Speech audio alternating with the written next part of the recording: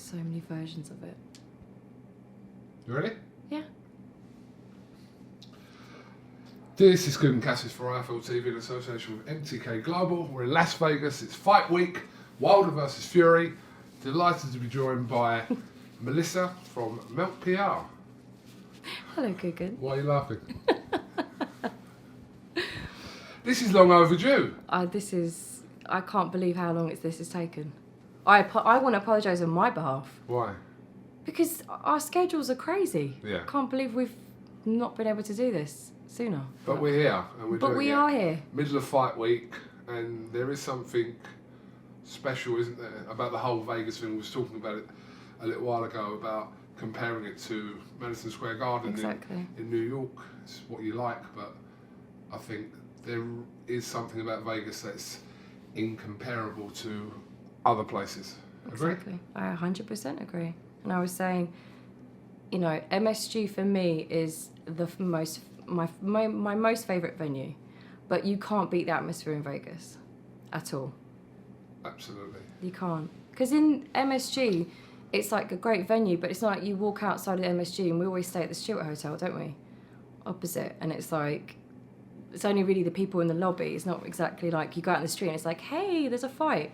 Whereas here, you walk in the lobby, you go from here to another hotel, everyone's talking about the fight. It's like non-stop. It's crazy. It is crazy. So, people may have seen you, because you are kind of everywhere.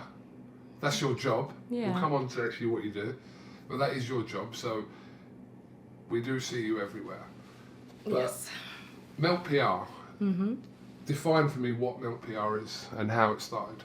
It's a PR and media agency. I think my PR career started about, 20 years ago, but I officially formed the company about 5 or 6 years ago. And we specify in sports, mostly in boxing, and we represent Top Rank, UK, and their fighters. So when there is a Top Rank fighter fighting in the UK, we'll do the media, press conferences, fight campaigns, and then when there's a British fighter, like for example Tyson Fury fighting out here, it's our role as a company to look after all the UK media, make sure you guys are accredited, make sure you guys get the access and everything you need, feed you, give you drinks and all that, and that's it. So Milk PR has been running for how long? About 5 or 6 years now, since 2013. Because we've seen kind of over the last the last year, especially the 12 months, and you've kind of been involved in some very high profile fights. Yeah. Quite notably the Regis Prograis and Josh Taylor fight, where you obviously did a fantastic job with Regis Prograis, putting him literally everywhere. It was almost a case of Regis again, really. I know. A lot of people were saying that. Oh, for God's sake, not him again. But that's really what the point of what you do is, isn't Yeah. it? And kind of everyone kind of, even though Josh Taylor's kind of regarded as the home fighter, but from Scotland, Exactly. but everyone kind of took to Regis with the various kind of appearances and the interviews he was doing leading up to that great fight, one of the best fights of 2019. But and I've spoken to Regis about you and kind of what you did for him, and he's very appreciative. He's so lovely. Yeah. But do you know what that is? That was the first. I'm not saying that Top Rank hasn't allowed me to just do whatever I want, but obviously Top Rank have, you know, an extensive team, so there's only so much, you know, say you can have in things. Whereas with Regis, Lou DiBella literally was like, just do you, just do whatever you want. And when I met with Regis, I had like a 2-hour meeting with him when he came to do the sit down with Johnny Nelson. You know, like the gloves? Yeah, the gloves are off. And I had 2 hours with him, and I sat down and spoke to him, and I said, look, if you let me do things my way, I will literally make you the home fighter, but I just need you to trust me, and I'll trust you. And he did, and he kept his word with it. And we worked so well together. And by the end of the campaign, it was so overwhelming having people from Sky, from the papers, all the different counterparts coming to me saying, oh my God, you've done an amazing job. And I was like, well, actually, this is the first time I've worked back in the UK. Because every other time I'm always out in America, and unless you follow me on social media, you're not really going to know what I'm doing. So that's why. Why did you want to do this job? I don't think it was ever a case of I wanted to do this, this job. When I was about 15, 16, like back in the day, like way back in the day, this is like, what, 10, 20? 5 years ago, yeah? No, yeah, all right then. This is like way back, a good 20 years ago. I was like so into UK Garage, and we were still in college at the time, and I used to do promotions. Like I had DJ EZ and MCD, TPSU, like proper back in the day. And I worked with DJ EZ for like at least 2 years. And then I was doing like promoting, and I was like, oh, I love this. I love organising things. And then I went and did like some stuff with some footballers, like trying to do their PR. But with football, it's very controlled. Like you can't be as creative. And I think through my whole 20s, I was just lost. I was like, I want to be in PR and media, but I never studied to do this. Like I did college, business studies, whatever else, but I never specifically studied PR. And through my 20s, it's a truth. Like I was just, lost, trying to find my way. And it wasn't until I got into my 30s and, my partner at the time, AJ Carter, he was the one that got me into boxing. He was like, you need to come into boxing. We need you in boxing. I was like, no, I don't like boxing. It's a very brutal sport, because my family never really followed it. They were more into football. And he convinced me, and he took me to York Hall, and he was like, trust me, just watch one fight and you're going to fall in love with it. And it's been non-stop ever since. Well, excuse me. Funny you should mention, obviously, AJ Carter. At York Hall. Because that's when, obviously, I first met you years ago. That was hilarious. I can't believe that. And at York Hall, with no, obviously, disrespect to York Hall, when we were going there, it was kind of like, the fighter has their fight, and, we just kind of give a polite knock, go into the changing room. Have you got a couple of minutes? Yeah. So, you're going to expose me. So, years ago, and I don't know how long ago would you say it was? It was in 2014. Oh, 14, okay. I was 6 years ago, okay. Yeah. So, obviously, AJ had won his fight at the time. I think it was the second or third fight. Yeah. And you're outside, and you're like, yes, who are you? Who are you exactly? What do you want? Yeah, what do you want? KUGAN, with my clipboard? With your clipboard. Literally writing my name down and saying, right, you'll be after so-and-so. I was like, okay, no problem. But who was it, though, after? Who did I put before you? Well, it was someone, that you should have been already now, knowing that ahead of, but at the time. Absolutely not. No, someone's in front of us, they're in front of us. But, yeah, so it was like a little system going on. I was thinking, this is quite embarrassing. Jazzy for your call. Fight nights, which is great. Yeah. And but I get it. Listen, at the time, AJ was an up and coming heavyweight prospect, and it's like with anything. If you want to kind of market him from that early stage, which was what you were doing, why not? So that's actually how I met you, and then years later, like you're talking probably 5 years after, I didn't kind of put that situation to when I met you, and you was like, you don't remember me, do you? And I was like, no. So,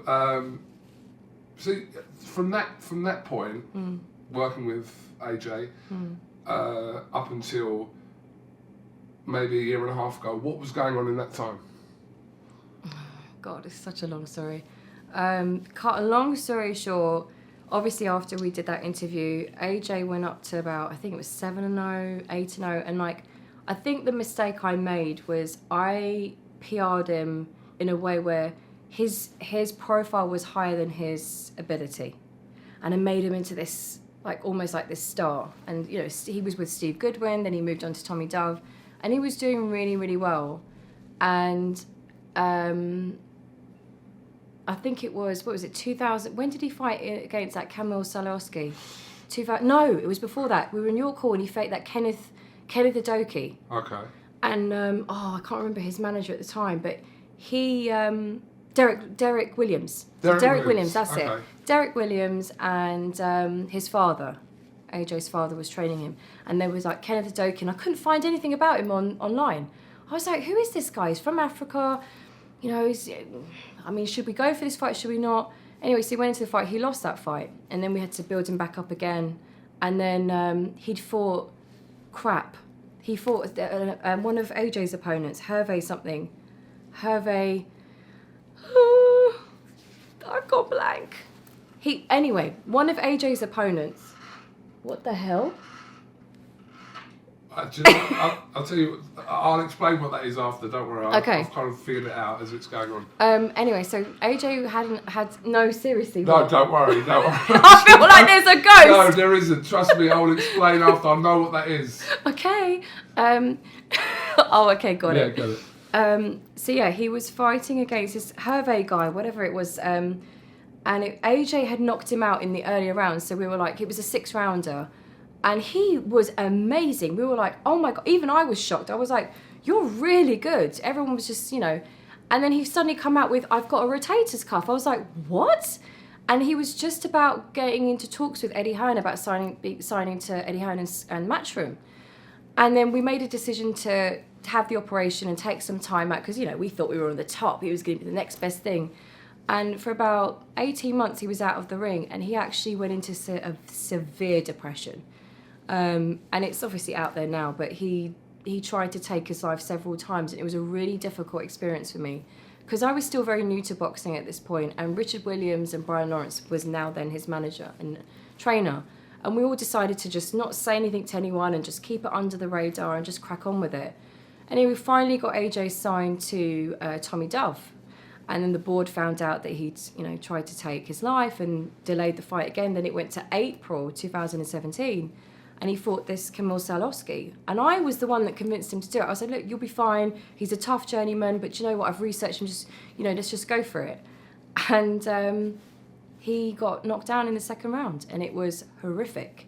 And I remember being ringside, and because I was still new, I didn't feel like I had a voice. Like, if it was now, I would have pulled him out of the fight sooner. But obviously, I'm not a boxing person, so you have to kind of know your place. That's why, I took a year out, and I then got approached by Isaac Dogbe, and he was like, I'm fighting in America and Philadelphia against Jesse Magdaleno. I want you to be my publicist. I know you guys, you and AJ, I've known you from then, and I just trust you, and I want you to come. And I was like, hell no, I'm never going back into boxing. Anyways, Paul Dogbe, I don't know if you've met him, he's very persuasive. Everyone knows Paul. And he was like, look, we really trust you, we really need you, come with us. And I went, and there was like 15 of us against how many thousands of, Mexicans, Americans, and everything else in the arena. And as we all know, Isaac went and did the job, and all our lives have changed ever since. And it's down to Isaac Dogbe, which is why now that's connected me to Top Rank, and why now Top Rank is my client. I'm feeling jigsaw pieces being placed here. Yeah. Melissa. Yeah. So, obviously, last summer you worked on a huge fight in the UK between pound for pound, in a lot of people's eyes, number one, Vasyl Lomachenko against Luke Campbell, which was, it was great. It was the fight itself. Luke gave a good account of himself. 100%. In that fight, but I suppose the attraction in that fight was the fact that Lomachenko was fighting as a professional, because he'd fought in the amateurs actually in Liverpool before, but as a professional it was his UK debut, and everyone was kind of like... It was like the biggest thing. Yeah, absolutely. Yeah. So how was that working with Lomachenko? Because I know you have a good relationship with Lomachenko. Yeah. I actually asked Top Rank, I wasn't asked to, I asked Top Rank, can I please go to his camp? Because Sky needed to do some filming, and as you lead up to a campaign or a fight, the broadcasters that win the rights have to go out to camp and get some behind the scenes to start building the promotion. So I'd said to Top Rank, I really want to go and I want to be there when they do the filming. I think it's important that there's a Top Rank representative. And it's the best thing I ever did. And I earned Lomachenko's respect by going out there, spending the 2-3 days there. And I have been to many fighters' camps and seen, the way that they do things. I was blown away. You hear the rumours of him doing, with the Jenga stick things and doing wrestling. And 2 days in, I was like, at what point is this guy going to start boxing? He wasn't doing any boxing. I was like, he's got a really important fight coming up. But it was fascinating. Canoeing, you had Andy Scott obviously filming, and he's canoeing, and then he's playing that tennis volleyball thing at this, place in Ukraine, and it was such an amazing experience. And I said, look, Loma, you're coming to the UK in a few weeks. I know that you're not, everyone knows he's not keen on, yourself, he's not keen on interviews. And I said, if you just give me an hour a day for fight week, I promise you that I will stick to it and it will be amazing and it will do really, really well. And he said, okay, I give 1 hour. Is that your Lomachenko impression? I give 1 hour, okay. And he goes, if you go after, then I'm not doing any more interviews. And I did. I stuck to like 57 minutes, 48 minutes. But with him, you have to change your strategy. Regis Prograis will talk for England to the point where I'm like, okay, enough, cut. With Loma, you have to keep him busy like I did. I did this thing where I thought the best thing for ESPN would be if we went to the top of the O2 and say, you know, Mark Kriegel's at the top of the O2 with all the drones. I thought, oh my God, how amazing would that be? And then Mark can turn around to Loma and say, Vasily Lomachenko, you fought for the London Olympics down there.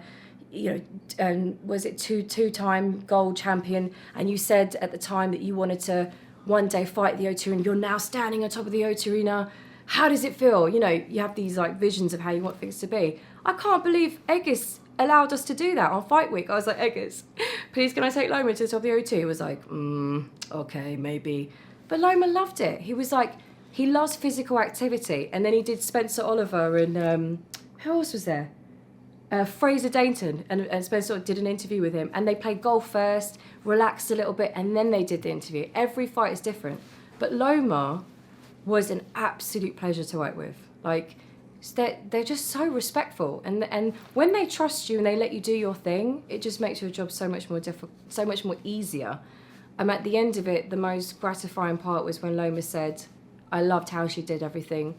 You know, I'm pleased with her. You know, I want to work with her again. And that was like, oh my God, yes. Excuse me. It's okay. So. Yes. Just in the last 12 months alone. Whirlwind. Yeah, absolutely. I mean, absolute whirlwind. We've not even come on to Tyson Fury, who you're here for, in, like the biggest fight I can't believe of it. the year against Deontay Wilder. But let's move on to Tyson Fury, and that's a whole nother show. Yeah, absolutely. But I mean, what a fight to be working on as well. I mean, it's because I think I was asked this in another interview the other day. I literally cannot explain it. I feel like it hasn't settled in yet. Like, I know I deserve to be here because I've sacrificed so much to be here, to do what I'm doing now. But it still hasn't sunk in. But the other side is that I'm so humble about it because I'm still the new kid. I totally understand that I'm the new kid. Doesn't matter how much years I've worked in PR in other areas. In boxing, I am a new kid, and to be accepted into boxing is very tough, especially as a woman. So I know I'm the new kid, and I know I still need to prove myself. Like, don't think because I'm working with all these mega stars and they love what I do and they're so pleased with what I'm doing, and I'm getting the results, right? It doesn't mean that I've like made it and I'm going to take my foot off the gas. It just means like I can take it to the next level. I can keep learning. Like, I don't have this set plan where I'm like, okay, I'm going to take my business there, I'm going to take my business there. I'm not. I'm just so grateful that I've been given another chance in life to do what I really love doing. And that's helping people, if that means in my job or if it means on the streets. And I'm just grateful.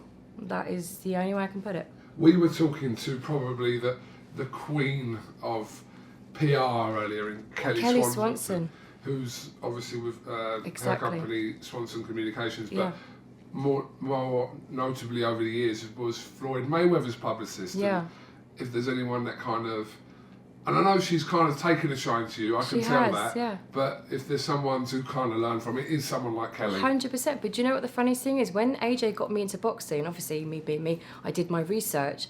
And I was like, I wonder if there's any other women that does this because it's such a male-dominated sport. And obviously, Kelly Swanson. Yesterday I was sitting opposite her. I swear to God, I was sitting opposite her, and to myself I'm thinking, oh my God, it was only 5 years ago that I researched this woman and how amazing her career was and how well she's done, and I'm now sitting opposite her. Forget that, the woman's actually coming over to me, giving me advice, telling me that she's only met me twice, because she's very real. She's like, listen, I've only met you twice, but I like you. And she's like taking me under her wing, and I'm like, is this actually really happening? I literally cannot believe it. She's probably one of the most straight, not just from a woman standpoint, but just one of the most straight talking, direct people you'll find in boxing. Yeah. So I mean, listen, I don't know. People have this perception where they think that I'm just like, I don't know. It's weird. What do you think the perception of you is from the outside? Well, it's not even. Well, I've now found out because I've now started to ask people. I ask fans or I ask people I work with, and they're like, you know, you've made it. You're this mega publicist that's working with the best. Like, you're Tyson Fury's, you know, PR representative. And I'm like, no, I'm not. It's also this person. And, you know, as you know, MTK look after him. Frank Warren looks after him. Top Rank looks after him. Not just Melt PR. And they're like, yeah, but you're with him. You're doing this. You're taking care of him. And I'm like, no. It's not just me. I keep pushing it away and like, it's not because it isn't just me. You know, it's like hundreds of people. It's a big team effort as exactly. well. Yeah. It's hundreds of people. Part as well, of course. But I can't do that. People are like, just accept that you've done well. Like, you wouldn't have been put in this role if you weren't good at it. So I don't know. It's just sometimes it's just very hard to grasp that I'm actually here and doing this. What's the negatives of God. of what you do? What have you found to be the negatives? What's been the negatives? Being accepted. Because don't get me wrong, it's not like it's I'm not easy. sounding sexist, but are you saying being accepted because you're a woman? Or just being I hate the fact that I'm about to say this because we're in 2020 now. But yeah, it is. It is. Because when you're a strong woman and you're firm and you have to be to do my job, sometimes men don't like that. But I don't want to bring that in as an excuse. That's why I just say the negatives are that I am the new kid. And like Kelly Swanson said to me today, she said, you're the new kid and it's going to take time for people to accept you. But the 2 times that I've met you, you're a really nice person and you work hard and you're passionate. I've been watching you. So, like, she even sees it. The negatives are I'm a new kid. The negatives also are you now don't know whether people are friends with you or are nice to you because they want to be, or is it because they want something from you? And that's been really hard to even grasp that. Like, I've never experienced that in my life. And it has turned out that they are just using me to get to my clients. Is that how you feel, yeah? Yeah, I know that for a fact. But isn't that the kind of the way of the world? Yeah. That it's not a case of... I'm going to use this as an example, and it might not be the same. That's fine. But Eddie Hearn once said to me that, you know, I'm using you and you're using me. As long as we know that and we're happy with it, there's nothing wrong with that. I agree. He kind of said it in a little bit of jest, but there's a lot of truth in it as well. He is 100% right. And I'm fully aware. And some people are nicer about it than others. Yeah. Because but it's the ones that try to act like they're not. Yeah. Like, just be real. Just say, do you know what? It's like the you scratch my back, I'll scratch yours. It's the same thing. It's the same thing. And the ones that do that, like, look, okay, take you and I as an example. I come to you for stuff, you come to me for stuff. But I believe it to be a genuine partnership. Yeah, but I'd like to think we're fucking friends as well, man. No, I know. God. Yeah, we are. But you know what I mean? I know what you mean, of course. Yeah, like, I've told you even earlier today, I was like, I feel like I can trust you. Like, we're away in a foreign country. I've been here for nearly 2 months. Away from my friends and my family. Like, I'm going to get a green card soon. Do you know what I mean? It's that bad. But when you lot came, obviously, last week, some of my stories on my Instagram, I was like, oh my God, my friends are here. I feel like I can trust you, and there's other people I can trust. Like, you just know when you feel comfortable around people. And you've been so supportive to me. So supportive. And I appreciate that. Well, you don't need to be appreciative of it. It's just, you know. It still needs to be said. I'm just a nice guy. Okay, then. Okay, then. All right, I feel like this is run for nearly half an hour, by the way. You've done very well. So I know you didn't really want to do this. Because I get criticised. Because I'm a publicist, so obviously I'm going to be like, what are you going to ask me? How's it going to look? And how am I going to end up? And people are going to judge me. That's why I don't barely do any interviews. All right, okay. So this has been talked about for like literally about 8 months. A long time. Since Fury Schwartz, actually, which was in June. But I feel like this is kind of one part of this. And it's not me saying, oh, let's do another one by the end of the week. But I think in a few months, we should do another one to kind of assess that period of your life and see whether things have changed or whether things are still the same, etc. Is that fair enough? That's fair enough. Okay. We have a fight to sell. We do. Wilder, I mean, yeah. It's been phenomenal. Still another 3 days away. It'll be 2 days when this goes out, but... It's been a long time. We've been out for, what, 2 months now, just promoting the hell out of this fight. You have. I've been here for like 5 days. Okay, I'm talking about Team Fury then. No, both fighters have worked their butts off, and I think the fans at home, you know, they need to know how much they really do work hard to do interviews. Like, he's done hundreds of interviews, and it's tiring. It's a lot of, you know, strategic planning and everything else. It's a lot of work. Mel, can I just say, you gave me some great advice the other day, which led into obviously my interview I did with Fury at his house, which was like 50 minutes long. Because I was thinking to myself, do I? Excuse me, one second. Pick this back up. I was thinking to myself, do I do this interview now where Tyson on Monday was saying to me, Do it now. KUGAN, do it now. Do it now. Do it now. Don't want to do it in the house. Just do it now, Cougs. We're not doing no long interviews. And I went to you, I said, what do I do here? And you just went, just go, just leave. Yeah, just walk out. Just walk out. He's not going to notice. Just go, go, go, go. So I left, and obviously Tim was like, yeah, just leave, just go. Yeah. And so I left, and like I went to interview Bob Arum, because you set the Bob Arum interview up. Yeah.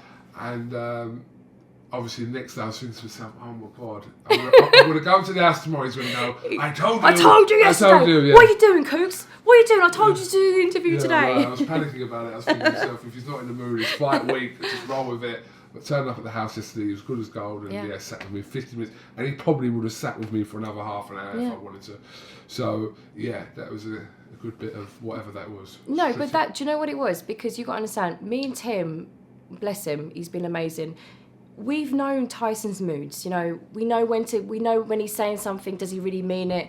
That's why we were like, just trust us, go tomorrow. That's it.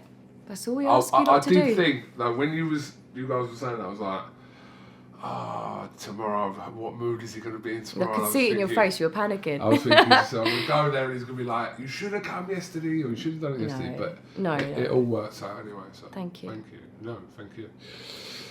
Okay, Melissa. We did it! LPR. We did it! We did. You haven't got any editorial rights to this. This is going out as it is. I'm not. I'm having serious anxiety as a publicist, but I'm just going to roll with it and trust your judgment. Oh, well. 32 minutes. Okay. So it's all good. So, we've got a long day tomorrow, so I'm going to let you get on. Thank you. I know you've got things to do. And yeah, let's hope for a successful weekend, whatever it is people want. 100%. Make sure you tune in pay-per-view on BT Sports and ESPN Plus and Fox Sports. Thank you. Also, back at home. Back at home. BT Sports, I already said that. BT? Yes, see, he doesn't even know what he's doing. Sorry. I think I'm drunk. No, I'm not really. Mel, thank you very much. Thank you very much. IFL TV, and like I said, hopefully we catch up with you again soon. Thank you. Thank you.